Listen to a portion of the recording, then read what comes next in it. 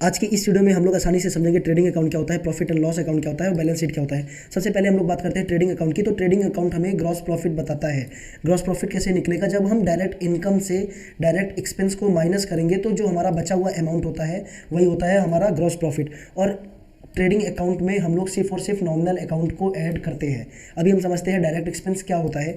जब हम किसी सामान को परचेज करने से लेकर उस पर तब तक खर्चा करते हैं जब तक वो बेचने के लिए रेडी ना हो जाए, और उन सभी एक्सपेंस को हम लोग बोलते हैं डायरेक्ट एक्सपेंस।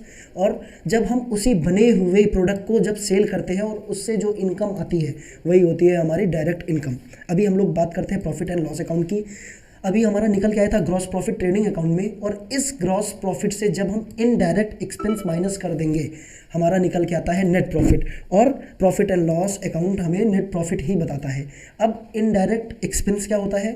अभी हमने सामान बना लिया, उसके अलावा भी कुछ खर्चे हुए, जैसे अकाउंटेंट को हमने सैलरी दी, हमें एडवर्टीजमेंट करना पड़ा जिसे हम सेल एक्सपेंस बोलते हैं। तो बेचने के लिए जो हम अलग से एक्सपेंस करते हैं उसे ही हम बोलते हैं इनडायरेक्ट एक्सपेंस। और सेल के अलावा हमारी कोई भी अदर इनकम होगी वो कहलाएगी हमारी इनडायरेक्ट इनकम। अभी हम लोग बात करते हैं बैलेंस शीट की। बैलेंस शीट में हमारे दो पार्ट होते हैं। लायबिलिटी वो होती है जो हमें दूसरों को पे करनी है, और ये भी दो टाइप की होती है, इंटरनल लायबिलिटी और एक्सटर्नल लायबिलिटी। इंटरनल लायबिलिटी वो होती है जो कि हमें इंटरनली पे करनी होती है, जैसे कैपिटल। उसके अलावा हमारी एक्सटर्नल लायबिलिटी वो होती है जो हमें दूसरों को पे करनी है, बैंक लोन हो गया, क्रेडिटर हो गया। अभी हम बात करते हैं एसेट्स की। एसेट्स भी हमारे दो होते हैं, current assets and non current asset. Current assets वो होते हैं जिनका यूटिलाइजेशन हम 1 ईयर के अंदर करेंगे, और नॉन करंट एसेट्स वो होते हैं जिनका यूटिलाइजेशन हम 1 ईयर से ज़्यादा करेंगे।